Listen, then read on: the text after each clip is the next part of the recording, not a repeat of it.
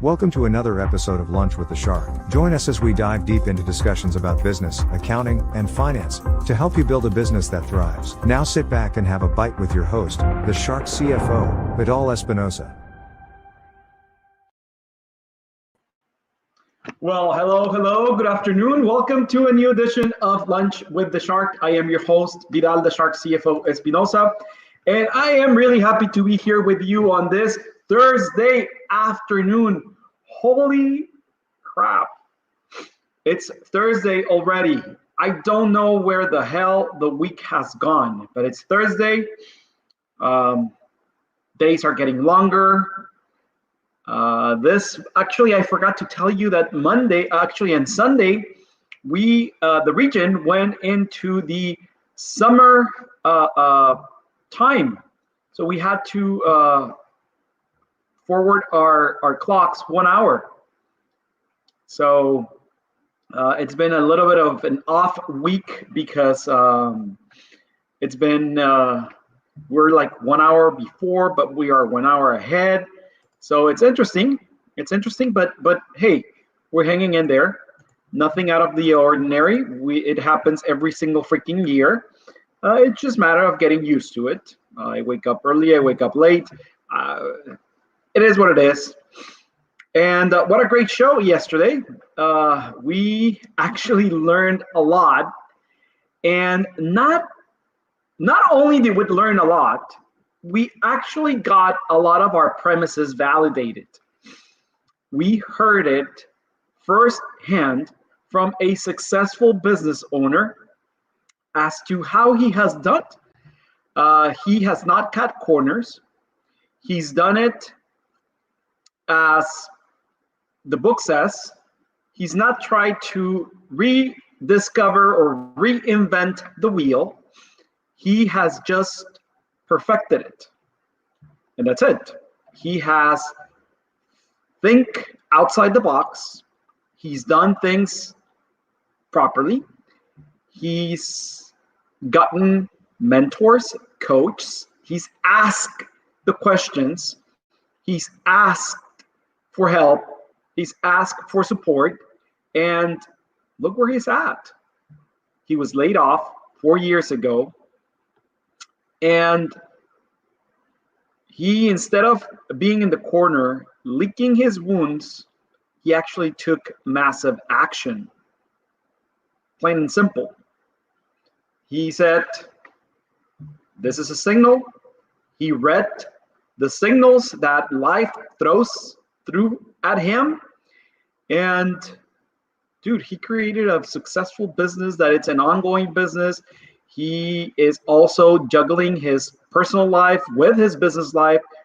He understands that he has a business. He understood that he has a business. It's not a self-employed gig.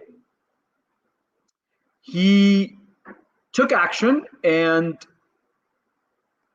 did a gig on the side, but his business was his main focus. A lot of us, we want to jump into entrepreneurship when we are ready, when we are done, when we have enough capital. Never it's enough. How much capital do you need? Is it the first round, second round, third round, fourth round? Oh, I need $10,000 to start. And until I save $10,000, I'm going to go into business. Okay. Oh, well, but by the time I raise or I get $10,000, shit, I don't need $10,000. I need $15,000. Okay, so I'm going to raise $15,000 and then I'm going to launch into entrepreneurship. So you keep going and going and going, but when is it the time? There's no perfect time to launch your business. There's no perfect time to move forward. The perfect time is right now. The perfect time is when you actually validated your business premise. And your business is not what you want. Your business is not what you need. Your business is to know your market, to know your business, to know your clients, and know what they neat and want. When you have validated that this freaking mug, it's going to do well in the market. And not only you're actually outsourcing the manufacturing of this mug, you're starting baby steps, little by little. Don't go out and buy a container and then go buy and the factory and then hire everybody. And then you realize that, holy fuck, this mug was not what the market needed it nor wanted it. And you're gonna end up with a couple of containers in the middle of the ocean without buyers. What are you gonna do with them? Destroy them? What the hell are you gonna do with pieces of ceramic that are, what, scrap? That you might have to pay to get them disposed? A factory that only manufactures mugs that you have no use for it? So you need to validate. Not because I have a gut feeling that this is going to do well and this is going to be the most amazing thing after sliced bread. That doesn't work. But also, on the other hand, it's like you cannot have a sloppy 2 pages business plan. Do your research. Do your research in the ground, in the market. Not just Google it. Google's gonna have different data. Like Mexican president. He has different data than every other government agency and or credit bureau and or scholar. He has other data. Maybe he Googles it. I don't know. But don't just stick with whatever you Google. Google, it's an amazing resource. If you know how to use it, if you know how to segregate and separate and understand the lies versus reality. And I'm going to give you an example. We have a client that they needed it to have to hire a couple of employees from another state. They're registered in California and they needed to hire employees from another state. In order for you to do so, you must register in that state, the business, so you can hire employees, right? It takes a process. There's a process to do so. Well, this company utilizes Google to solve every single problem when it comes to human resources and management. So I get an email a couple of days later saying, hey, where's our numbers? Because we need to hire employees. I said, well, it doesn't work like that. Well, we did a research and Google says that it's very simple. I said, okay, if Google says that it's very simple, why don't you get Google to do it? Right? Even though they pay us to do so. I said, well, if Google says that, let me know. And Google, let me hire Google for them to do it. I actually put them to my side and we went step by step, okay, step by step through all the process that we had to do to get just a couple of numbers for them to hire a couple employees. Whatever Google said versus the reality as to what it had to happen was day and night in time frame and in steps. They were like, oh my God, we didn't realize that. Well, if you keep Google as your Bible for procedures and for services and for whatever you're looking for, you're never gonna get far. You need to understand that you're working sometimes with government agencies. You're working with humans. It takes time. And they don't tell you everything that needs to happen. There's other steps that are not written that you need to do. So yesterday's yesterday's video cast was really enlightening, rich, full of information to validate what we've been telling you. Do your research, do your homework. Just don't throw yourselves without some research. Don't throw yourselves without validating, because you're going to lose a shitload of money. Ask for help. Ask the questions. You don't know what to ask? Get a mentor. Get a coach. Get an advisor. Don't get your mom, your dad, your cousin, your nephew, your neighbor, your co-worker, because they're going to give you their opinions. And then they're going to give you their opinions, and they're going to tailor it to you because they know you, so you don't feel attacked. You don't feel threatened. And then you go ahead and either they will hold you back and say, don't do it. You're going to lose a lot of money. Don't do it, because just stay at your job. It's better. It's security. You know better, right? So before we continue, let's go on and see, what do we celebrate today? It's interesting because we celebrate Awkward Moments Day. Holy fuck. There's a lot of awkward moments in my conversations with you. Why? Because you feel threatened, because you feel attacked, because you feel that, holy shit, he's full of crap. I might be full of crap, but sometimes, most of the times, I'm actually right. And what people don't understand is that the truth hurts. It actually hurts all the way to your core, because nobody wants to listen to the truth. Also, we celebrate in the US National Biodiesel Day.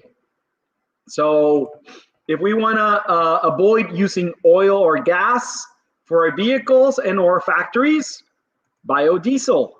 So we celebrate today Biodiesel Day. Also in the US, we celebrate Absolutely Incredible Kit Day.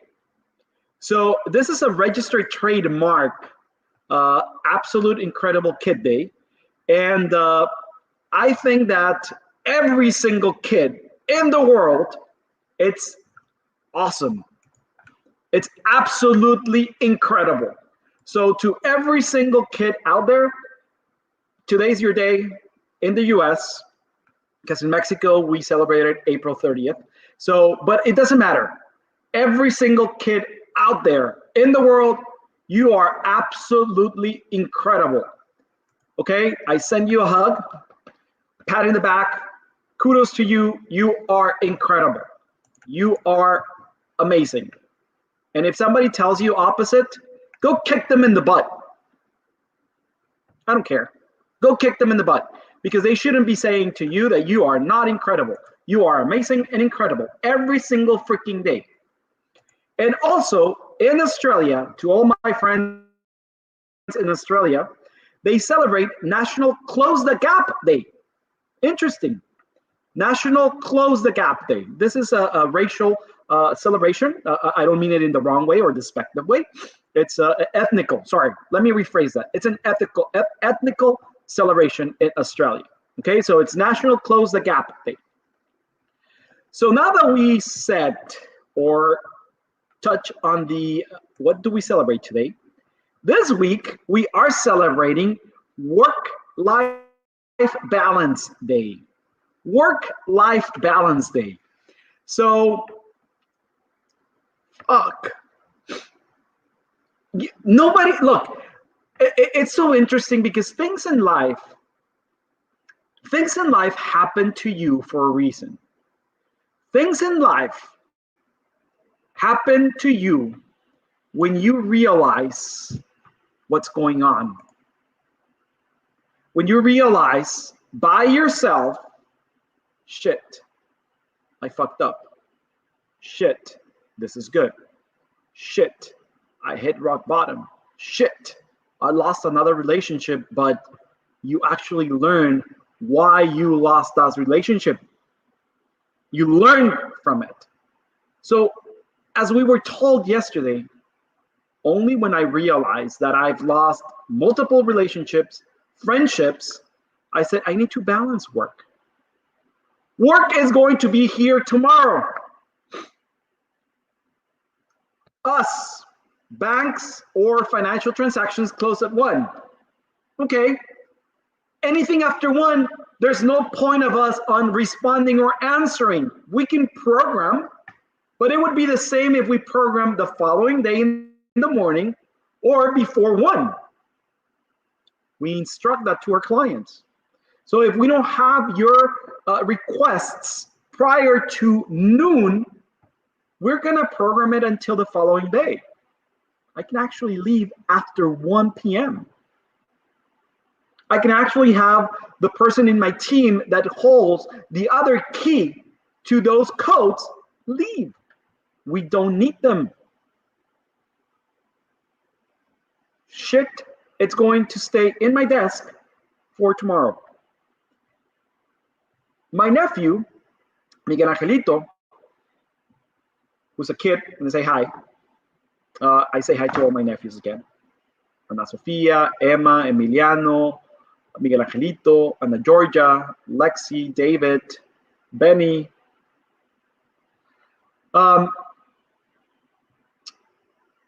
He said to me, Uncle, why can't my dad be like you, that you can just drop whatever you're doing and take me out to lunch or take me out to wherever I want? And it was hard to listen to that.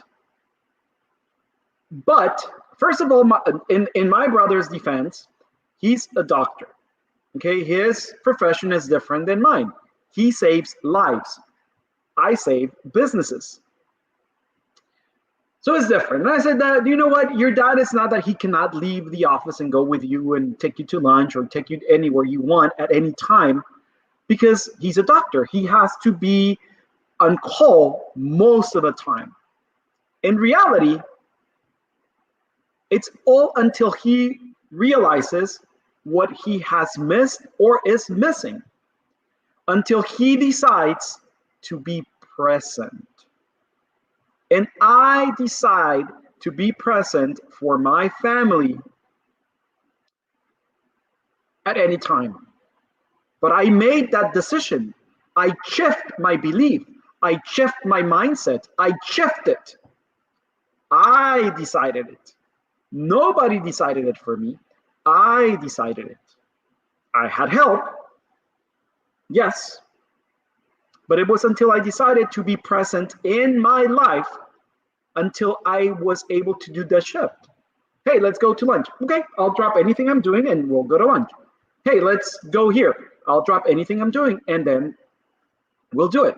Hey, let's go in a couple of days. Okay, I'll take my office phone, turn it on at 9, turn it off at 5. It is what it is, and that's it. But it was only until I decided to balance that work and life agenda. So today, we are going to talk about how to balance being an entrepreneur with having relationships. So here are 5 ways to balance entrepreneurship with a relationship. The first thing is, let me find them here. I don't think we have them, but okay, no, we don't have the taglines. It doesn't matter. So we are going to be doing this. People think that I don't know how to do this, but I do. So the first one, be honest about your needs up front. How many times have you had to change the plans on previously planned events with your partner? Have you had to cancel yet another date because there were things which came and you are hoping he, she would understand, or better yet, still be available when you are available? Look, unless the IRS it's knocking on your door, I would cancel any plans that I had previously agreed to. There's nothing I can do after 5 p.m. There's actually nothing I can do technically after 3 p.m. because the local offices from the IRS in San Diego, they close at 3 p.m. There's nothing. Okay, so you need to be upfront. Okay, your partner, your husband, your wife needs to be upfront and say, hey, this is what I expect from you. Now, we'll go into relationship psychology, communication. It's a two-way street. On the other side, the counterpart, they don't must assume that you know what they want.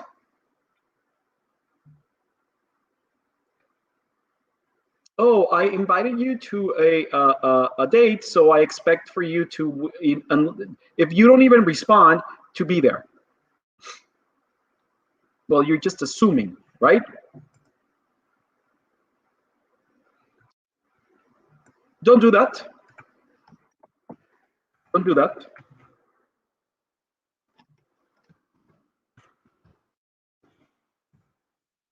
Disconnect and be present in the moment.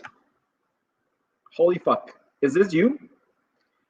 You wake up with your phone. You go to bed with your phone. You wake up throughout the night and check your phone.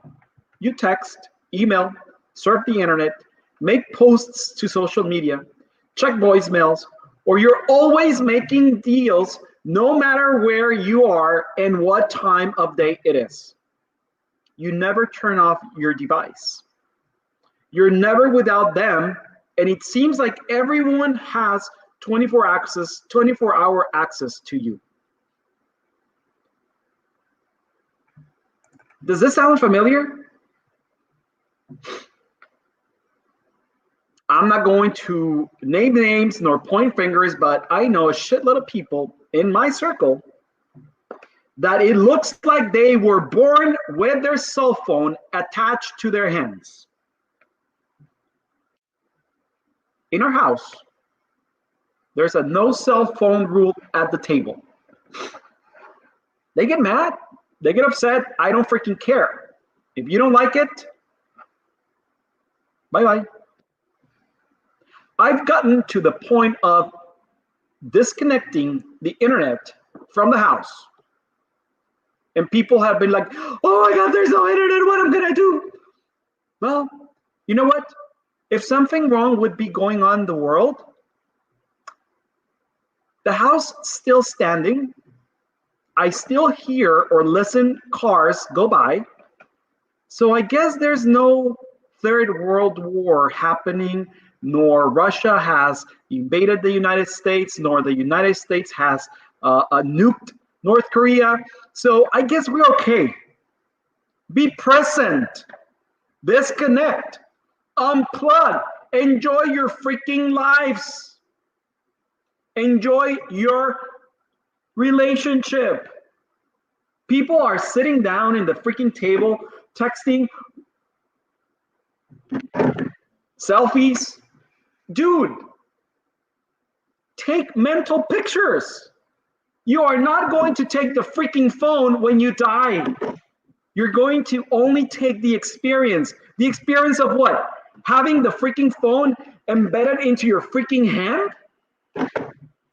Be present. Disconnect. That's what you need to do.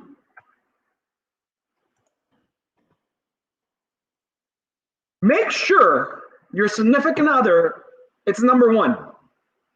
Disconnecting and being present in the moment brings me to this number three. Make your significant other number one. Yes, you're busy and in demand. Yes, The business and clients constantly pull you out. You must have multiple deadlines to meet, projects to see about, and money to generate. You also have your own personal things you like to do, which you may rarely find time to do.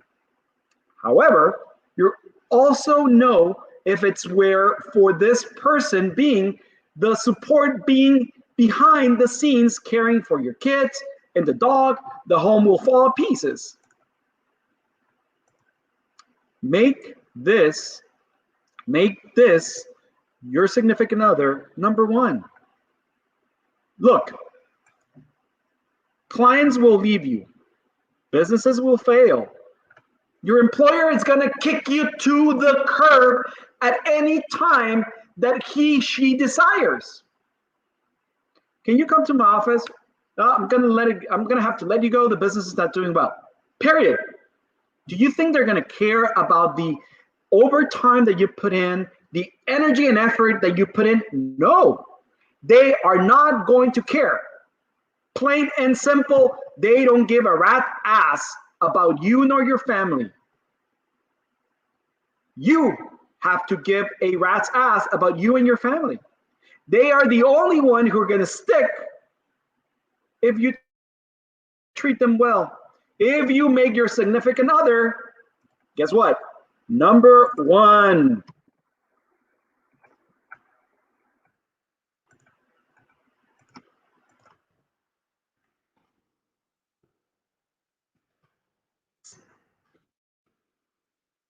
Next one. Bear with me here. Stay connected by showing appreciation and spending more time regularly and having fun, if you know what I mean, with your significant other. When a person is praised and shown appreciation, they tend to do more and go above what is required of them for those they love on a consistent basis. Praise your partner with words of affection verbally, on little sticky notes, text messages. Recognize your significant other for maintaining the home, caring for your parents, handling the bills, or simply sticking out with you on your journey. A thank you, I love you goes a long way. Random hugs, random pokes. Acknowledge them. They're not ghosts. They're not phantoms, right? Acknowledge them. They're gonna be the only ones who stick with you if you treat them well when you lose that business, when you lose your money. It will happen. Hopefully not. Hopefully that has happened already 1, 2, or 3 times, and you're already on a learning path that is going to help you keep, if you lose a business, to keep most of your wealth. Generally, billionaires have lost their money once or twice in their life. Bankrupt. Zero money in the bank account and or in their pockets. Ask around. It is true. So if you treat well your significant other, they're gonna be the only ones to stick there. Don't count mom and dad, because guess what? They're unconditional. Trust me, they are unconditional. But your significant other, your husband, wife, partner, whatever you have in life,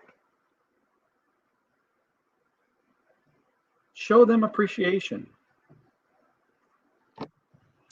And number 5, communication, and more communication. Communication builds trust. The number 1 reason for divorce and failed relationship is due to lack of communication or the inability to communicate effectively with understanding. Over time, poor communication breeds mistrust and resentment, and it can ruin a relationship in seconds, which may have taken years to build. The bottom line, communicate. You talk to your friends, you talk to your mom, you talk to your kids. Why not talk to your partner, your wife, your husband? Shit. You picked them, they picked you for a reason. Communicate. They might not have the answer to a problem that you might have. They might not be the best or the expert on the issue that you might have. But communicate. At least spill the beans to them. They can listen. Maybe start by what we said, number one, right? Tell them, hey, you know what? Please just listen. I want to vent. So if they listen, not just to respond, they're just going to sit there and listen to you venting. They might offer a piece of advice at the end if you want it. But communicate. You know what? I made it wrong, a bad deal. This is going to happen, blah, blah, blah, blah, blah. Not just when the bank is at zeros. Oh, I did it wrong, a bad deal, and shit, we lost our money. No, don't be embarrassed. Don't be afraid. If there's communication, they'll understand. Communicate. That's the basis for an excellent relationship. Overall, it is very tough being an entrepreneur, a true entrepreneur, not just in title, okay? Titles, fuck titles. A true entrepreneur. And you will make huge sacrifices for the success and continuance of your lifestyle and your relationship. With this said, although I have given you some tools to help you balance the two, your business entrepreneurship and your relationship, it is imperative to choose the person who best complements you in their understanding of what you do, who you are, and what you need. There's a saying that behind every successful man, there's a strong woman, or vice versa. Okay, let's not just be sexists. Okay, behind every successful individual, there's a strong individual. Let's say it like that.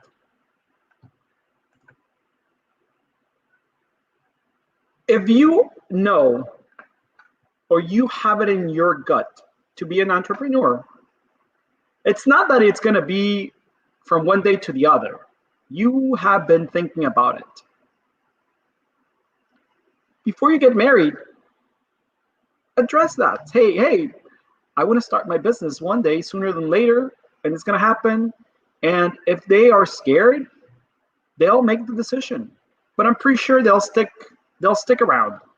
I'm positive.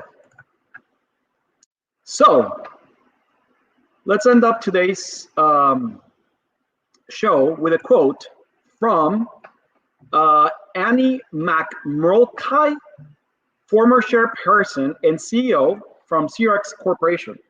A lot of people might not know who Xerox is, but they're the copying machines, but they started it with computers. And she said, turnaround or growth. It's getting your people focused on the goal that is still the job of leadership. Turnaround or growth. It's getting your people focused on the goal that is still the job of leadership. It's been great seeing you today. I hope you have an amazing afternoon. I hope I'll see you tomorrow. Bon appetit. Ciao.